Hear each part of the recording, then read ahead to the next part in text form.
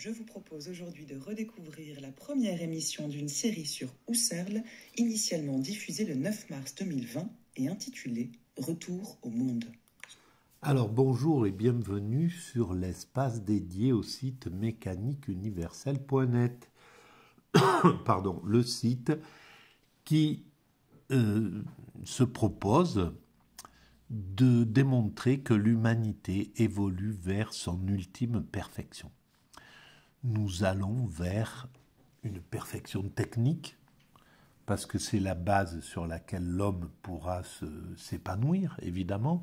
Donc un système parfaitement écologique, où il n'y a plus de gaspillage, bref, tout ce qu'on peut imaginer d'un monde totalement parfait, sans frontières, où les hommes peuvent circuler tranquillement, en pleine liberté, etc. Un monde où l'homme n'est plus un loup pour l'homme, où plus aucun homme ne représente un danger pour autrui. Donc on aura réglé le problème des pulsions agressives, des pulsions violentes, des pulsions... voilà. Mais tout ça, c'est dans le but de pouvoir épanouir la partie spirituelle de l'homme, c'est-à-dire l'accession à l'extase, à ce que les religions, les monothéismes appellent l'extase. Du côté asiatique, on va parler de nirvana, d'éveil, de samadhi, etc. Voilà, il y a de nombreux termes qui sont employés. Chaque grande religion ont déjà expérimenté cet état d'extase qui est, pour moi, la fusion avec le principe créateur, avec ce qui a créé cet univers et qui le constitue sous une forme immatérielle, c'est-à-dire la forme immatérielle de la matière. Nous allons justement le voir avec la vidéo, l'audio que nous utilisons. Alors, pour développer cette théorie, je m'appuie souvent sur des ouvrages ou sur des sur des bouquins que je trouve à droite, à gauche, des livres de philo ou des livres de sciences. Et là, on va s'appuyer, comme on a commencé depuis quelques jours, sur Edmund Husserl. Edmund Husserl, qui est un philosophe qui a surtout pratiqué au début du XXe siècle. Et on va prendre appui sur des podcasts qui ont été réalisés en 2020, je pense, dans une émission de France Culture, Les chemins de la philosophie, qui lui était consacrée. Il y a 4 émissions. Alors je vais les laisser dérouler, puis je vais commenter et je vais amener la vision que la mécanique universelle, donc la théorie que je développe sur ce site, peut apporter des précisions sur ce travail-là, ou surtout sur l'idée de Dieu. Qu'est-ce que c'est que Dieu? Et Husserl, on l'a vu dans les premières vidéos, pensait que tout le chemin de la philosophie, c'était la montée vers le divin, vers la compréhension du divin. Et l'évolution de l'humanité, pour lui aussi, je pense, c'était l'avancée vers la rencontre avec le divin, avec Dieu. Donc on y va. Edmund Husserl est né en 1859, dans ce qui deviendra la République tchèque. Comment ce fils de commerçant de vêtements, dont l'intérêt pour les études est d'abord distant, qui se passionne d'abord pour la science et pas pour la philosophie, deviendra-t-il le père fondateur d'une méthode philosophique sans précédent aux multiples disciples contemporains? La phénoménologie, le nom a des airs de mystère ou de réalité venue d'une autre planète, alors qu'elle n'a qu'un seul but, retourner aux choses elles-mêmes. Mais comment revenir au monde? Et surtout, pourquoi et comment en sommes-nous partis? Je pense que la première idée que tous les disciples de Husserl ont retenue est qu'il importe de rechercher, de saisir, d'élaborer le sens spécifique des univers intelligibles créés par l'homme dans les sociétés à travers l'histoire. Car Husserl parle aussi d'essence extratemporelle que l'intention met à jour. Space, a final frontier.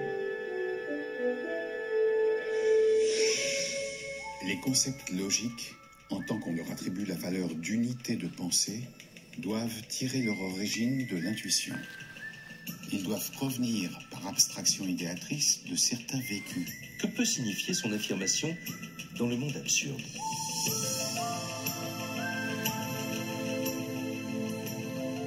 Bon, on se rend compte que le vocabulaire de la philosophie est typique et particulier et il n'est pas forcément à la portée de tout le monde. Et c'est peut-être aussi ce que cherche à faire mon travail sur la mécanique universelle, c'est-à-dire parce que j'ai pas d'autres moyens aussi, j'ai pas les moyens de parler comme un universitaire, mais au fond c'est ce qui me semble le plus intéressant maintenant, de pouvoir mettre ces valeurs fondamentales, ces réflexions fondamentales à une lecture simpliste. Voilà. Et on va continuer. Bonjour Julien Farge. Bonjour. Bienvenue sur les chemins de la philosophie. Merci. Je suis ravie de vous accueillir pour cette première émission consacrée à Husserl. Vous êtes chercheur CNRS aux archives Husserl à l'École normale supérieure de Paris, spécialiste donc de Husserl. Vous avez surtout publié des articles et des traductions. Et c'est avec vous que nous ouvrons cette semaine consacrée au père de la phénoménologie. Vous avez entendu la voix de Raymond Aron qui parlait de Husserl, Jacques Pradel qui lisait le mythe de Sisyphe de Camus qui parle de Husserl. C'est dire combien sa postérité était encore présente à ce moment-là, elle l'est encore aujourd'hui. Pourtant, alors est-ce qu'on peut commencer par ça? Husserl est quand même difficile à lire. Oui, tout à fait. Il n'est pas d'une lecture facile. Ça lui a été reproché assez souvent. Il en avait d'ailleurs lui-même une certaine conscience. Une fierté ou pas? Non, pas vraiment, parce que c'est quelqu'un qui était obsédé par... Non, une fierté, non, justement. C'est là où ces philosophes comme Husserl, il n'a pas du tout l'intention, en fait, d'être compliqué ou d'être abstrait pour les gens. En fait, il voulait être le plus lisible possible, mais simplement sa déformation technique, professionnelle, en fait, le fait d'avoir réfléchi tout le temps avec des concepts qui étaient ces concepts de la philosophie, font que il ne pouvait pas se détacher pour parler simplement, pour amener ses idées au plus simple, au plus populaire, on pourrait dire.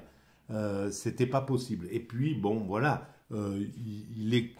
il pensait pas pour l'actuel, il pensait pour le futur, comme bien souvent les philosophes qui sont obtus, pas obtus, mais qui sont compliqués à lire, à comprendre. Dans leur esprit, à mon avis, ils savent qu'ils sont trop d'avant-garde et que ça concernera leur intérêt, il va être dans le fait d'être analysé, d'être décortiqué, d'être diffusé, d'être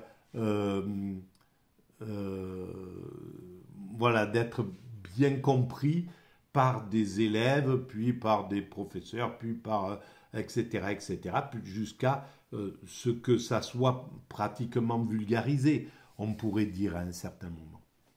Voilà. La clarté des idées, la distinction dans leur formulation, la précision des analyses.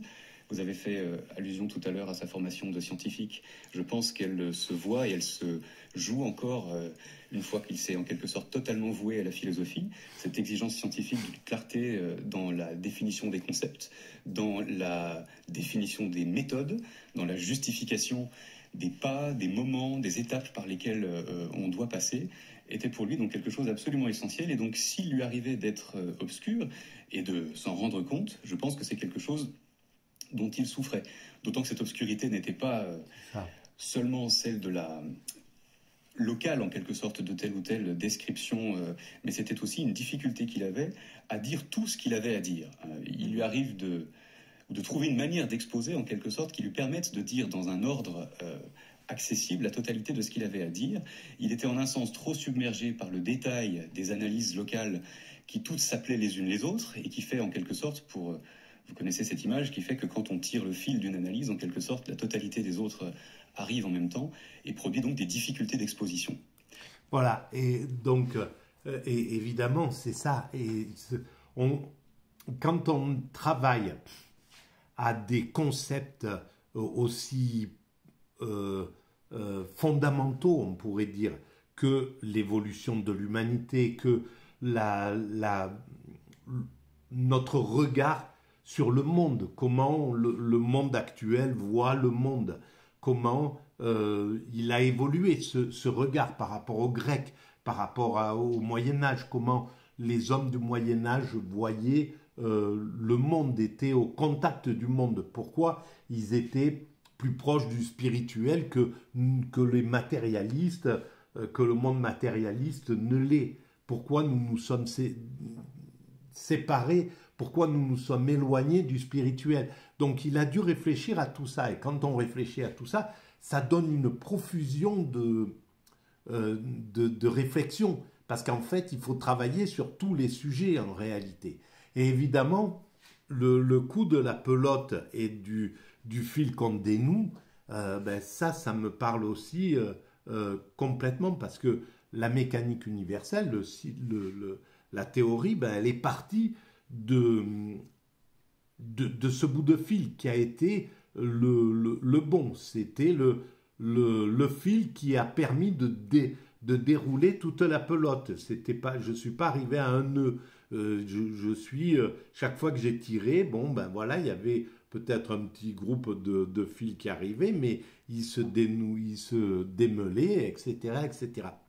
Et c'est parti de la finalité. C'est parti de cette phrase « L'humanité est destinée à atteindre sa perfection ». Je ne connaissais pas du tout la philosophie, pas du tout la spiritualité. Je ne m'intéressais pas vraiment à ça. Et avec cette phrase « L'humanité est destinée à atteindre sa perfection », qui est la phrase finale finalement, il a fallu que je remonte tout le fil de cette logique jusqu'à cette finalité. Où était la place du mal? Où était la place de qu'est-ce que c'est que l'amour? Qu'est-ce que c'est que la conscience? Pourquoi il y a la mort? Pourquoi qu'est-ce que c'est que l'évolution? Qu'avons-nous fait progresser depuis que nous nous sommes séparés des autres primates, etc., etc. Donc, tout ça, c'est pareil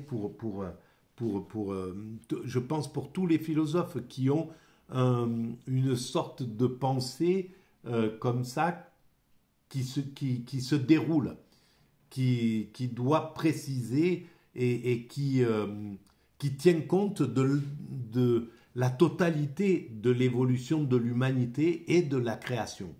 Et ça, c'est valable pour toutes les grandes philosophies finalement, pour Platon, pour Spinoza, pour Hegel, etc. Et j'ajouterais même une chose, qui est que c'est un penseur pour lequel la tâche de la pensée était toujours en quelque sorte au présent, était toujours à reprendre, à recommencer, il était prêt à recommencer, et donc à ses propres yeux, sa philosophie était tout sauf un édifice achevé, terminé, qu'on aurait pu exposer une fois pour toutes.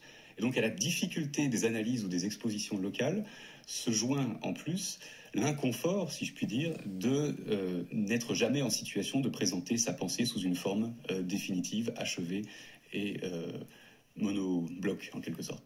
Voilà, ça c'est clair que c'est logique parce que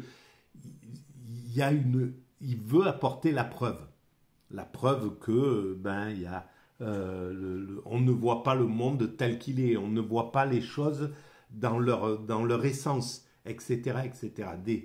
Que la réalité qu'on qu'on voit que la science ne peut pas apporter la vérité absolue des choses, qu'elle est très importante, mais que sa place doit être bien précisée dans les choses. Eh bien, c'est un travail qui ne se finit pas en réalité, évidemment, parce qu'on ne peut pas démontrer que d'un bloc que même s'il a absolument raison, sa théorie est juste. Et c'est pareil pour Hegel, par exemple, quand il pense que la création, c'est le développement de l'esprit vers un esprit supérieur. C'est tout ce travail-là qui se déroule. Il a raison, et il a fait tout un ouvrage. Il a essayé de préciser au maximum, mais si il avait eu la chance de vivre 300 ans, pendant 300 ans, il aurait peaufiné ce travail-là. Il aurait peaufiné chaque chose. Et c'est un sentiment que j'ai aussi depuis le début. Chaque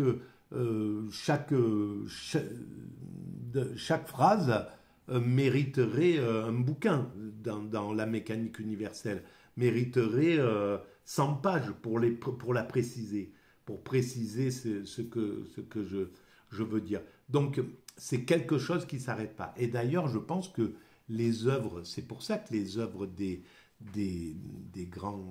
philosophes, de Husserl, de Heidegger ou de Sartre ou de je ne sais pas, derrière, il y a des centaines de milliers de pages qui ont été écrites pour préciser, pour essayer d'analyser ce qu'il a voulu dire, pourquoi, etc., etc. Et c'est valable pour tous les philosophes. Pour Platon, ce qui a été écrit sur Platon depuis tout 2500 ans, c'est hallucinant, quoi. Et tout ça pour bien préciser tout ce que chaque phrase qui a été prononcée. Et en fait, le philosophe, c'est ce qu'il voudrait faire s'il avait le temps de pouvoir le faire. Ce travail-là, c'est de précision, ça aurait été fait par le philosophe lui-même. Eh bien, on voit que la solidarité humaine fait que ce travail va se décortiquer. Le travail de Husserl, là, il y a des sites exprès pour ça. Il y a des chercheurs qui cherchent sur Husserl, sur tout ce qu'il a voulu dire, qui font un travail considérable. C'est la solidarité humaine qui fait que, des intuitions qui sont puissantes parce que il a tiré un fil, Husserl, et donc c'est tombé sur lui, c'était un bon fil qu'on doit continuer à creuser. Il y a des fils qui peuvent mener à une sorte d'impasse, mais peu importe, ça veut dire qu'ils vont fermer une porte. Là, c'est pas la peine, il n'y a rien à voir, c'est pas le bon chemin, on continue. C'est comme ça que se fait l'humanité. Il y a des éclaireurs qui vont dans tous les sens et ils vont se perdre des fois où ils font machine arrière pour dire non, il faut regarder à l'arrière dans l'évolution. C'est un peu la pensée de Nietzsche qui dit je vois comment l'évolution évolue, comment l'humanité évolue, mais moi je suis pas d'accord avec cette évolution-là. Il faut revenir en arrière, on se fragilise trop à évoluer à travers les saints, à travers les spirituels, à travers le judaïsme, le christianisme. On ne peut pas, il faut retourner en arrière, il faut remettre l'aristocrate guerrier en tête de gondole, et pas le spirituel. Voilà. Et là, on vient de voir ce que ça donne avec 30 ans d'aristocrate guerrier, même si c'est le guerrier du marché, on voit ce que ça donne. On ne peut pas être guidé par un guerrier, quoi. On ne peut pas être guidé par un système guerrier, qui soit américain ou autre. Donc, c'est bien le spirituel qui mérite les choses, qui mérite d'être le guide, quoi. Voilà, et c'est lui qui va reprendre les rênes, quoi qu'il arrive. Alors, bon, je vais arrêter là pour cette vidéo. Si vous pensez que ces vidéos ont un peu d'intérêt, vous pouvez mettre des pouces, vous abonner, envoyer les liens à vos amis qui sont susceptibles d'être intéressés par cela, et puis laisser des commentaires éventuellement. Merci, à bientôt.